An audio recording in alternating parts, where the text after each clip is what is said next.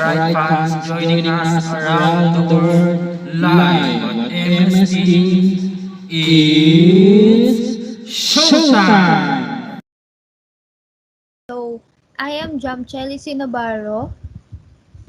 My topic is all about educational assessment and basic principles. So, when we think of educational assessments, the first image to float in our minds is students writing exam. Well, the real picture is quite different. What exactly is an educational assessment and what is the role of assessments in education? So, ang educational assessment are not necessarily exam or test. They have much wider concept. So, yung concept na yon is a test para sa education stands falls apart from the concept of assessment in education. What is educational assessment?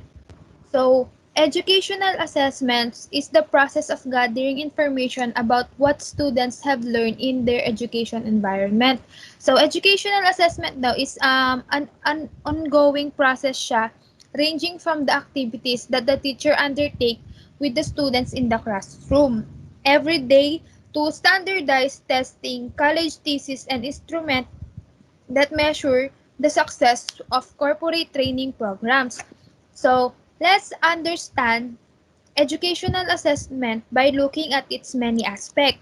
So, merong 4 na aspects or form ang educational assessment. Una is yung the form of educational assessments can take. Second is the need for educational assessment. Third, the essentials of good assessment. And the last is types of educational assessment. So, dito sa may aspects ng assessment or educational assessment is yung una, yung educational assessments can take any form. So, first, dito is parang may involve yung formal test or performance-based activities. At saka, they may be administered online or using paper and pencil or other materials. Tapos, pwede rin siyang maging objective and subjective. Yung objective is nagre-require siya ng single correct answer. Yung subjective naman is there may be many possible correct answers such as in essay. Tapos, pwede rin siyang formative at saka summative. Yung formative naman, ito yung nagke-carried out over the course nung project na yon. Kapag summative naman is na-administered yon at the end of a project or a course. Tapos, dun naman sa the need for educational assessment is parang kailangan natin yung assessment na yon kasi parang makakatulong din siya sa atin para mag-set ng goal natin. Tapos, meron tayong mga types of educational assessment. So, there are many types of educational assessment. Some may be mandated by the educational system, whereas others are up to the discretion of the teachers themselves. So, however, all the different types of assessment, such as assessment in education, students' assessments, or learning assessment, broadly fall under 6 categories. So, first is formative assessment. So, what is formative assessment? Formative assessment are used throughout the educational process with the goal of identifying problem areas and improving teaching of learning. So, they are used as a first attempt at developing the lessons further. So, yung goal dito ng formative assessment is to monitor students' learning to provide feedback. So, formative assessment is nakakatulong siya para ma-identify the formative gaps dun sa instruction. Based on this feedback, you'll know what to focus on for further expansion of your lesson. Second is yung summative assessment. So, summative assessments are used at the end of a learning block as a final test of student knowledge. So, summative assessment daw is nag-aim siya at nag-a-assess siya ng extent to which the most important outcomes at the end of the lesson have been reached. So, not just that, they also measure the effectiveness of learning, reactions to the instruction, and the benefits on a long-term basis.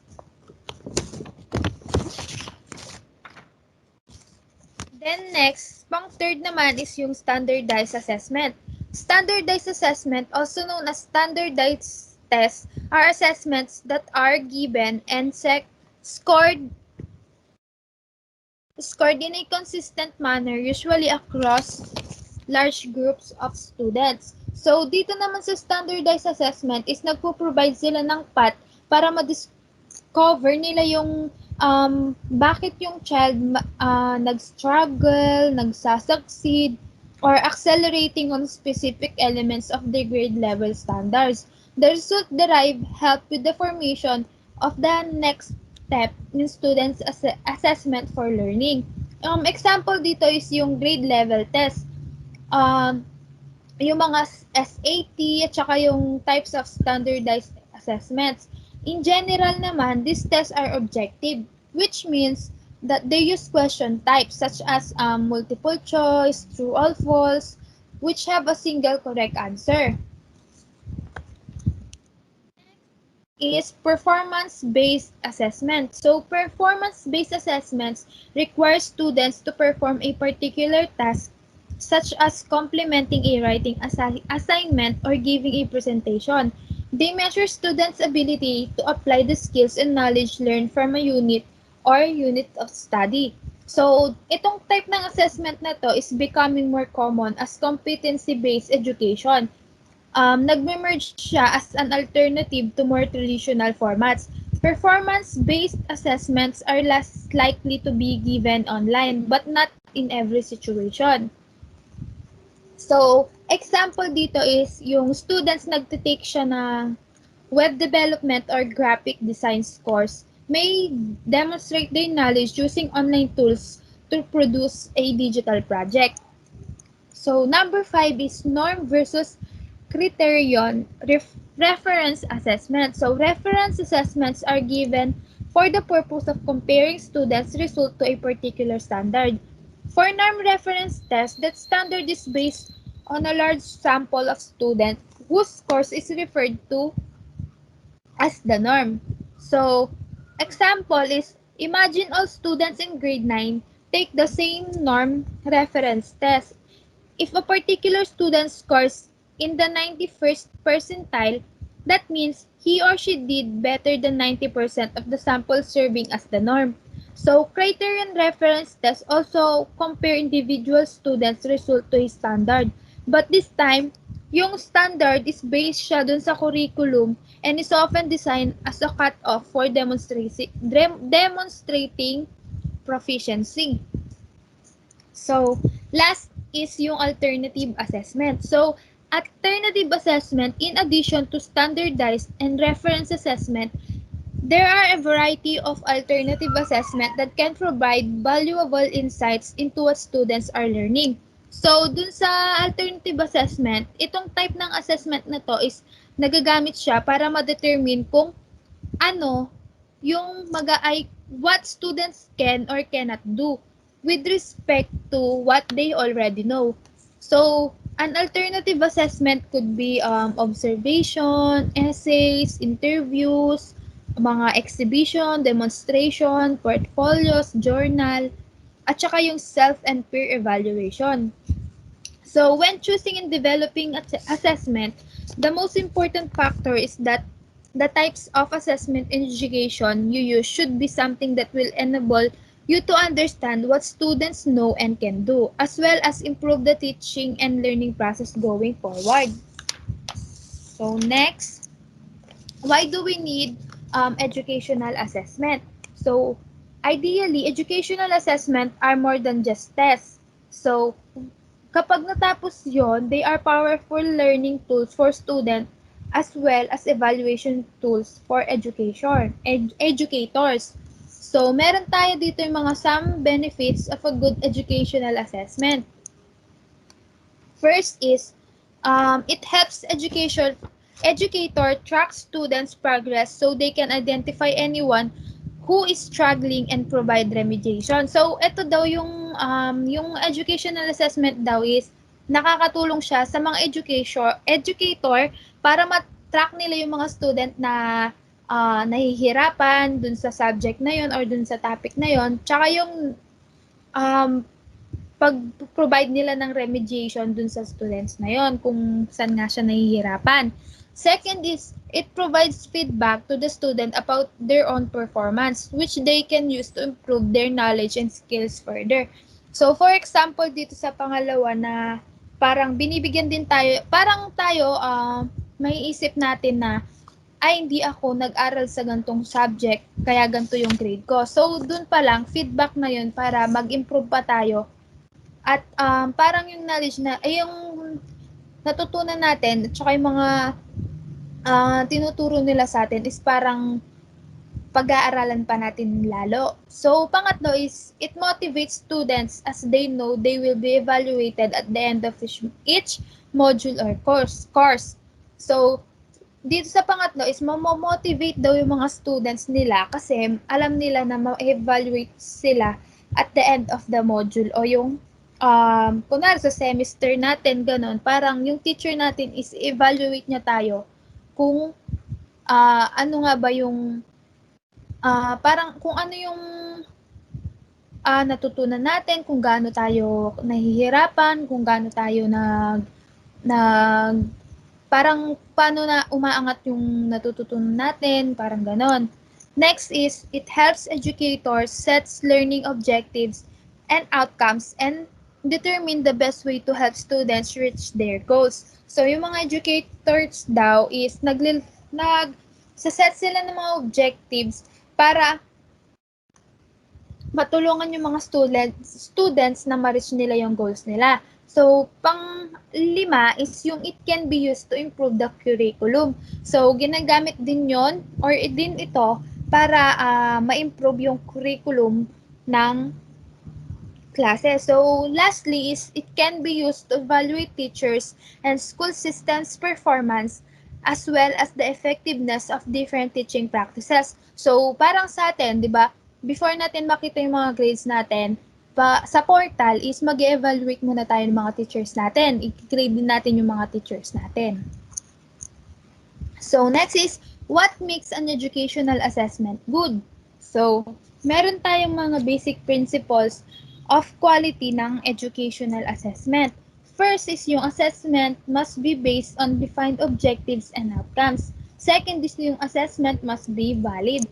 So, dun sa first is, dapat before assessment can be used as a valid measuring tool for knowledge and skills. The desired knowledge and skills must be first be clearly articulated. So, yung pangalawa naman is dapat validity refers to the extent to which an assessment actually measures the knowledge or skills it is supposed to.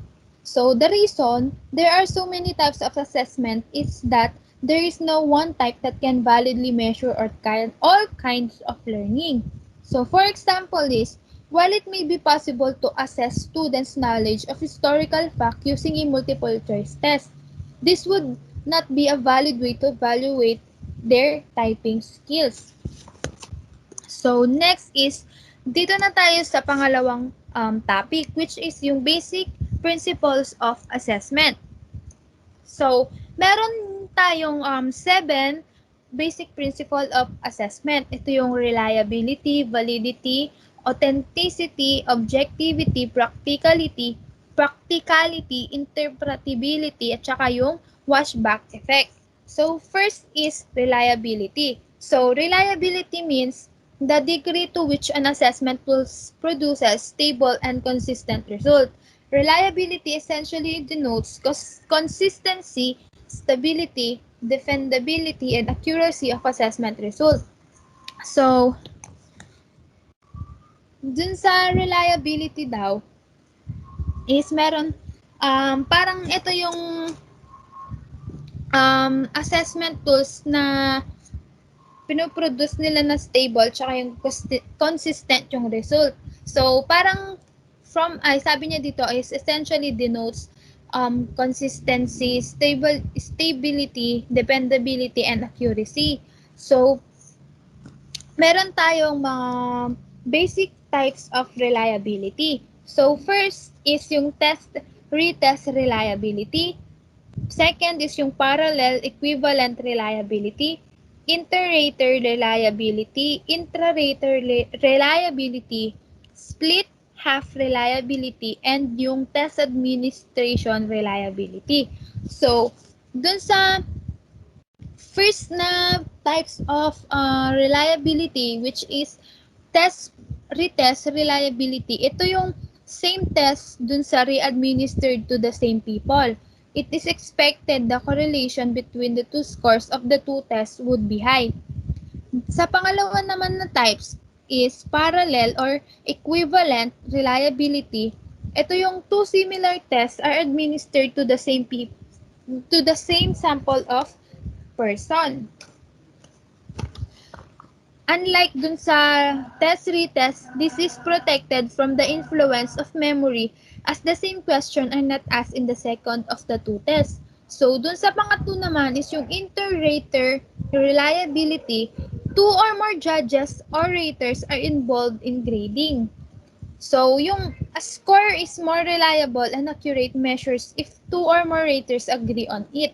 So, intra-rater reliability naman, which is yung pang-apat na types of reliability.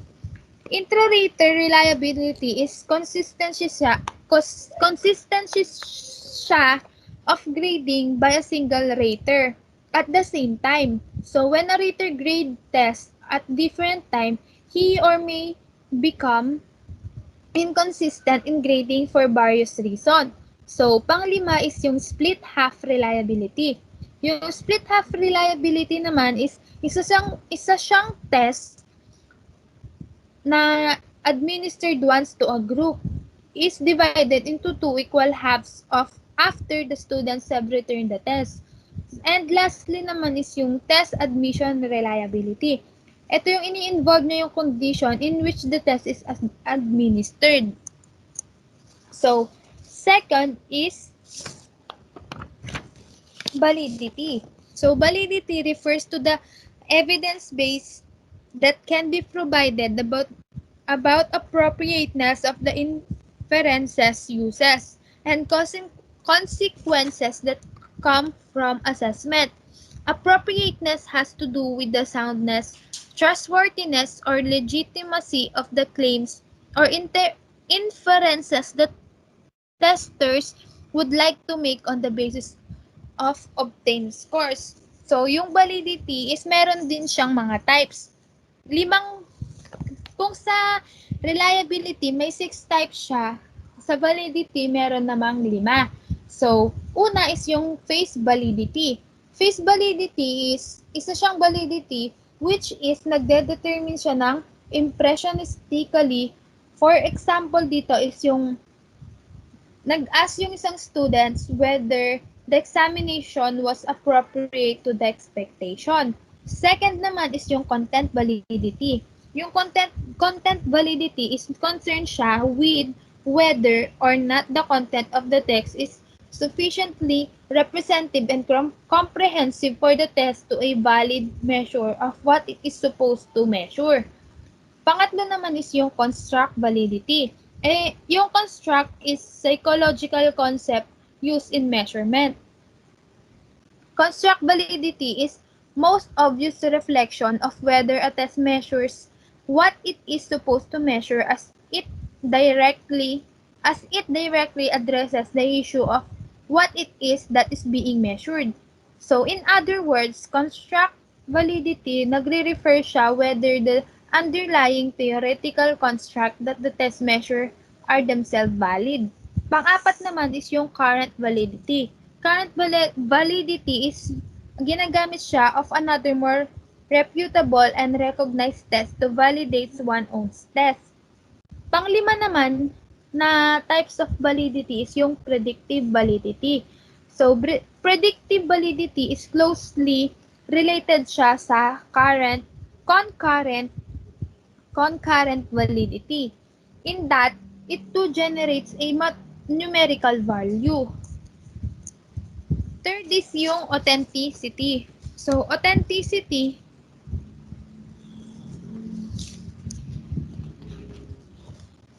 it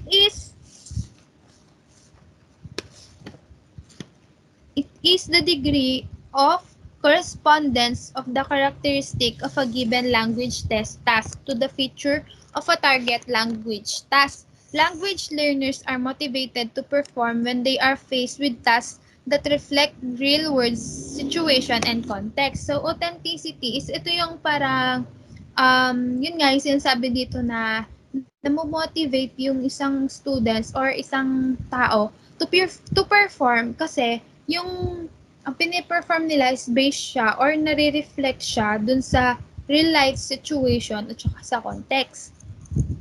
So, an authentic test, merong ano dito na nagko-contain siya ng language that is as natural as possible, has items that are contextualized rather than isolated, includes meaningful, relevant, interesting topics.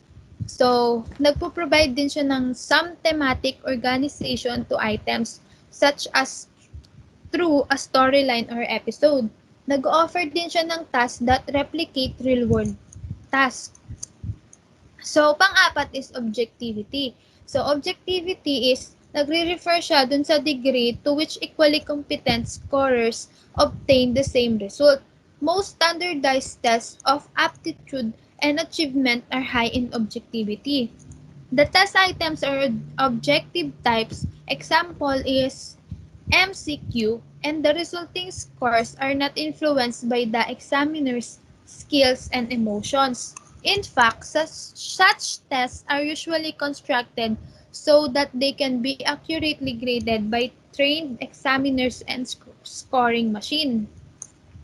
5 is practically.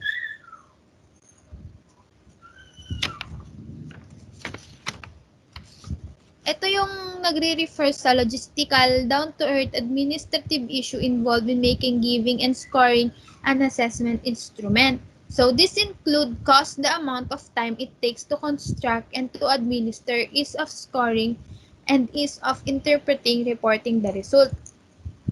So, meron din tayong a practical test. Dun sa test na yun is nag-stays within budgetary limits, can be completed by the test taker within appropriate time constraints, has clear direction for administration, appropriately utilize available human resources, does not exceed available material resources, considers the time and effort involved for both design and scoring. And lastly is yung pangangalaw ay bago mag-last, interpretability. So, ito yung test na nag-interpretation encompasses all the ways that meaning is assigned to the scores. Proper interpretation requires knowledge about the test, which can be obtained by studying its manual and other materials along with current research literature with respect to its use. No one should undertake the interpretation of scores on any test without such study. So, lastly is yung washback effect. So, washback effect is the term washback or backwash refers to the impact that tests have on teaching and learning. Such impact is usually seen as being negative. Tests are said to force teachers to do things they do not necessarily wish to do. My topic Let's is meet all our about second types of reporter, assessment. Dhiermagne But before we start Gaña. talking about those assessments, let us recall the meaning of the word assessment. The word assessment in teaching and learning is the process of documenting knowledge, skills, attitude, and beliefs, usually in measurable terms. So, the word assessment in teaching and learning refers to the act of collecting information and making judgments about students' knowledge. It is the act of gathering data on a daily basis in order to understand individual students' learning needs. Assessment can be done through recitation, observation, and performance tasks. So there are three types of assessment, which are the assessment as learning, assessment for learning, and the assessment of learning. First is assessment as learning. So assessment as learning occurs when students reflect on and monitor their progress to inform their future learning goals, and it is a formative assessment. So assessment as learning is a formative assessment wherein it focuses on the process and products of learning, and it is about reflecting on evidence of learning. This is part of the cycle where students and staff set learning goals, share learning intentions and success criteria, and evaluate their learning through self and peer assessment. So this form of assessment is crucial in helping students become lifelong learners. So here the learners are able to build knowledge of themselves as learners. In other words, they become more aware of how they learn. And assessment as learning is important. Yes, it helps the student to take responsibility for their learning, wherein they will seek information alone and the teacher will just be a facilitator.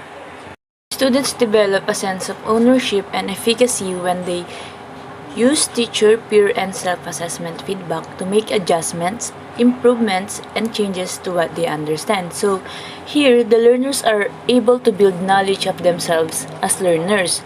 In other words, they become more aware of how they learn. And for peer assessment to be successful, student must be provided with assistance and the opportunity to observe a model peer assessment session. Through peer assessment, students have the opportunity to become critical and creative thinkers who can clearly communicate ideas and thoughts to others. So, in assessment as learning, the students will become more aware of what they learn, how they learn, and what helps them learn. So, next is the assessment for learning. Assessment for learning occurs when teachers use inferences about students' progress to inform their teaching, and it is also a formative assessment.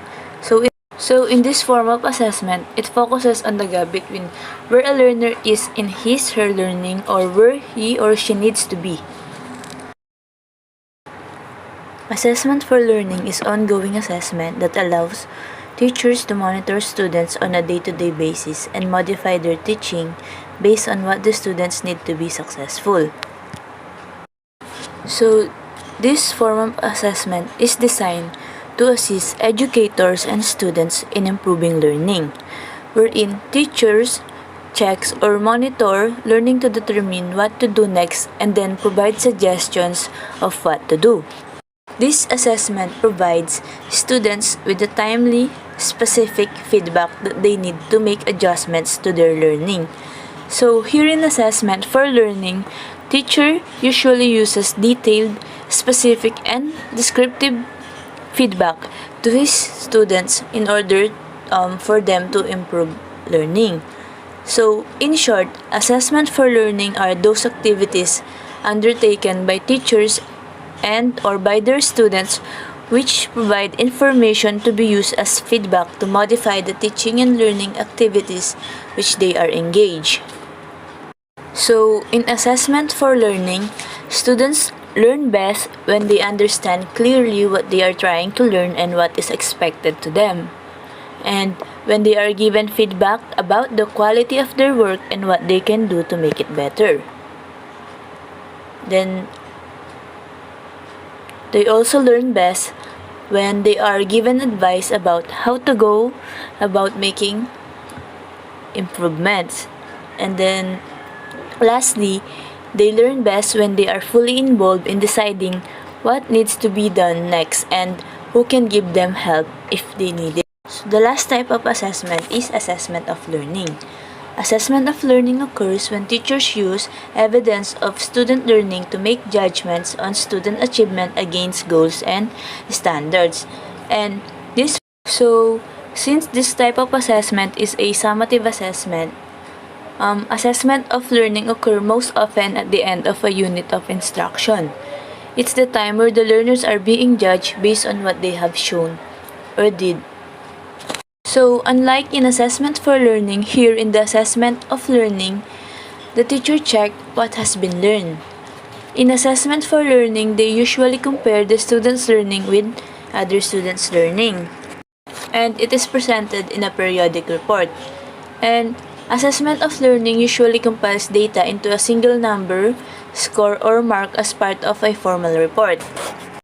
The teacher, students, and their parents know how well each student has completed the learning tasks and activities.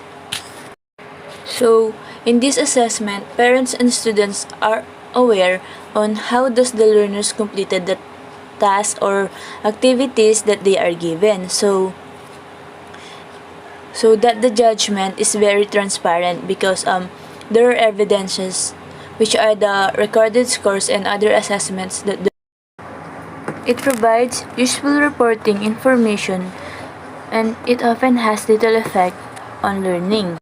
So in assessment of learning, it provides students' achievement that can be used as evidence before they are being judged by the teacher. So another information in assessment of learning. So assessment for learning provides an arena for the management and planning of assessment and for teachers to work collaboratively with the evidence, wherein it connects assessment with the curriculum. In this assessment, remember that judgment about students' learning need to be dependable. This means that judgment should be valid based on sound criteria. They should also be reliable, which is the accuracy of assessment and practice. And lastly, judgments should be comparable where they stand up when compared to judgments on other departments or other school. So before I end my presentation, I have a quotation that is related to our lesson. Learner needs endless feedback more than they need endless teaching. Do you agree with that? It's right, diba? Because when a student is always given feedback to his works, he will strive and exert more efforts to his works so that for the next time that he finishes a task and present it to you, he will meet your standards and praise his works. And because of your endless feedback, he will do everything to keep improving and he will find ways on can he improve his learning. And dun naman sa endless teaching, of course, when you teach the child and you make them feel na you're always there to teach them, they will not exert effort to learn and they will not gonna help themselves to improve their learning because you make them feel na you're always there and nandito naman si teacher. So, it is better pa din na you just give feedback to your students and just be a facilitator. Let them seek information on their own so that they can be responsible on their learning. For listening, and I hope you learned something from me. God bless. So, good day to everyone. I'm Generous S. Razon, the third speaker for today. So, we have the four common terminologies here. So, we are all familiar with the measurement, testing, evaluation, and types of distinctions of tests. So, di ba, we are all familiar with these terms. So, in education, we have different definition terms which have to be understood in order for a learner to have a know-how, rather a prior knowledge, when studying the course for effective understanding as well as mastery of relevance. So, let me explain the role in assessment to improve teaching and learning. So, let's start with measurement. So, mostly measurement related by quantitative problem to get information measured. So, um, in education, the numerical value of scholastic ability, aptitude, achievement can be measured and obtained using instruments such as paper and pencil tests. It means that the values and attributes are translated into numbers by measurement. So, measurement beyond its general definition refers to the set of procedure and the principles for how to use the procedures and educational tests and assessments. So, some of the basic principles of measurement in educational evaluation would draw scores, percentile ranks, and standard score. So,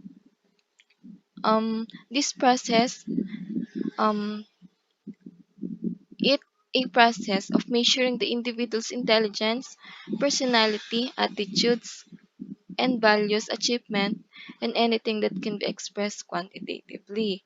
Is a process of quantifying result. It answers the question how much or how many. So this process begins when the compares students' responses with the presumably correct responses in the scoring key.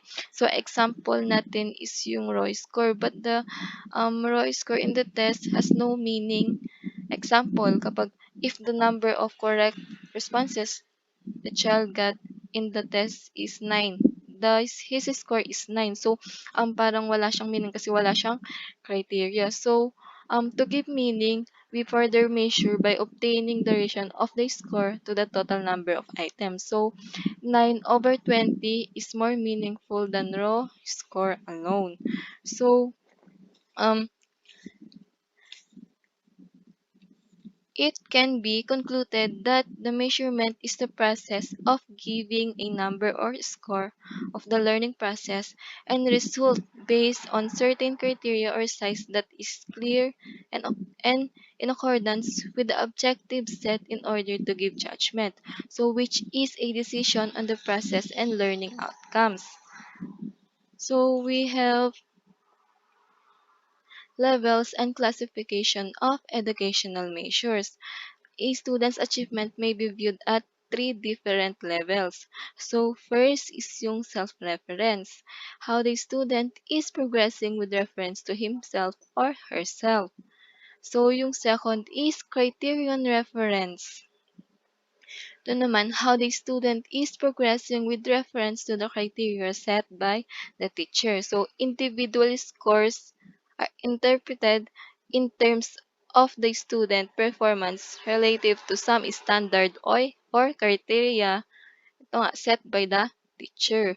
So, yung third is yung norm reference. Yung norm reference, how the student is progressing with reference to his or her peer group. So, means individual scores in a well-defined norming group. So, example, yung percentile rank, di ba? So, um,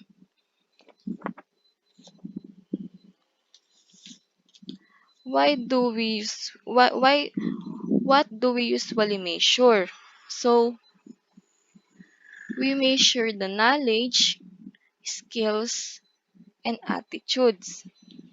So knowledge in the sense that we can measure to the form of examination.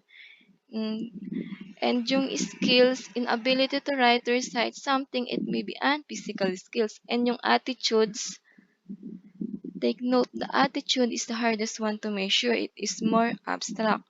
So the three important concepts are the different tools that usually measure it can that usually measure in measure on to measure students. And what is the purpose of the measurement? So you can tell the difference among the performances because each student has its own different corresponding score. Another one is same sa testing. So you can identify the weaknesses of the student and then that will be the cause and effect. So let's proceed to testing. So um 'di ba, almost everybody has experienced testing during his her life, 'di ba? So, testing is a method used to measure the level of performance or achievement of the learner, and it considered as an instrument, a protocol, and technique that measures attributes of interest and is or are designed to measure quality, skill, and knowledge. So basically, we are talking about the competencies, which you say when you say competencies deals with the values, it deals with the skills, it deals with the knowledge of the student. So the obvious point of classroom testing is to assess what students have learned after the completion of a lesson or unit. So when the classroom tests are tied to well-written lesson objectives, a teacher can analyze the results to see where the majority of students did well or need more work. So this information may help the teacher create small groups or to use differentiate instructional material. So another use of tests at the school level is to determine student strength and weaknesses. So one effective example is when teachers use pre-tests at the beginning of the units, di ba, to find out what the students already know and figure out where to focus the lesson. So there is an assessment of literacy that test that can help target a weakness in decoding or accuracy as well as learning style, and multiple intelligence tests to help teachers learn how to meet the students of their students through instructional technique. So we have standardized testing. So yung tests have uniform procedures for administration, scoring, and interpreting tests. So meaning that the questions on the test are all the same, the time given to each student is the same, and the way in which the test is scored is the same for all the students. So they support standardized testing as a way to hold public schools accountable to taxpayers who find these schools or as means to improve the curriculum in the future. So, yung next naman is yung high-stake testing. So, is any test used to make important decisions about students, educators, schools, or districts, most commonly for the purpose of accountability. So, a test with important consequences for the test takers. Example, yung sa diploma, graduation, scholarship for teacher, merit pay for teacher. So,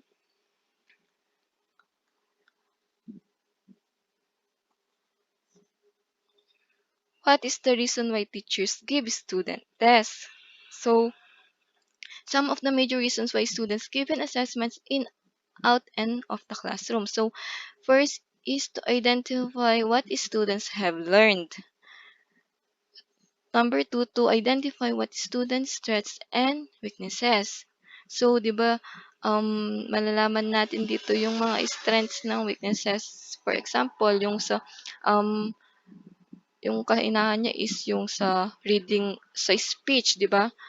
And then, yung strength niya naman is sa writing. So, pwede natin ma-identify doon. Then, yung number three is yung to provide a method for awards and recognition.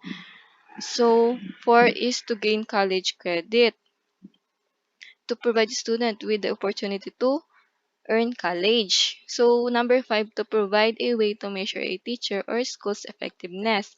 Number six is to provide basis for entry into internship program or college. So, let's proceed to evaluation. So, yung evaluation is part of life. In our life, we need to make decision. So, like, which dress you want to wear in marriage. So, 'di ba, lalabas natin lahat yung mga dress natin, then mag-e-evaluate tayo kung ano yung mas bagay dun sa event or kung ano yung mas bagay mong suotin, 'di ba? So, but in education scenario, evaluation have important role in judging student progress. To know up what extent students have achieved the desired set goal attained or not. So, evaluation covers everything. It all started with the measurement, which is integral part of assessment, and assessment which integral part of evaluation. And evaluation is the integral part of educational system. That's why evaluation is very important because it will measure the teaching learning process as a whole. So, evaluation is a systematic process of collecting evidence about students' progress and achievement in both cognitive areas of learning on the basis of which is judgment are formed and decisions are made. So, pag sinabi nating systematic, it is a step-by-step process. So, it start with the test, then yung test is used to gather information. After the test, information is presented in the form of measurement, where can you get a single and more numerical values. When information and data are being collected, it's time to make a judgment if the student is failed or passed. So evaluation is the overall judgment. So and it helps teachers and learners improve teaching and learning. So evaluation is continuous process and periodic exercise, and it helps informing the value of judgment, educational status, or achievement of student. So um we have types of evaluation. So evaluation is used to determine the placement, diagnostic, formative, and summative. So placement, what the students are and what they already know. It's the beginning of instruction. So evaluation accounts for student entry behavior or performance.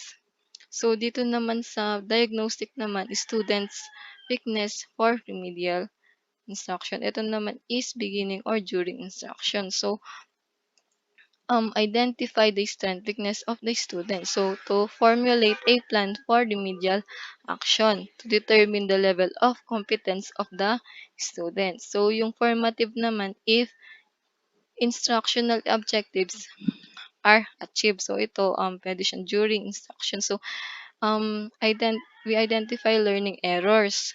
So, to provide immediate feedback, the success and failure of learning. So, yung summative naman is if the students master the objectives for the purpose of giving grades. So, ito naman yung end of instruction. So, dito yung determine the extent of achieving the objective set and to certify student mastery and assigning grades. to determine the effectiveness of instruction. So, and to yung evaluation is concerned with the students have learned. So, um, let us discuss its uses briefly. So, in teaching, evaluation is concerned with assessing the effectiveness of teaching strategies, methods, and techniques. It provides feedback to the teachers about their teaching and the learners about their learning. So, sa curriculum naman is the improvement is in courses, curricula, um, and and teaching materials is brought about with the help of evaluation. So sa parents, evaluation mainly manifests itself in a perceived need for regular reporting to parents. So it also helps one to take decisions about success in a specific future activities ay a specific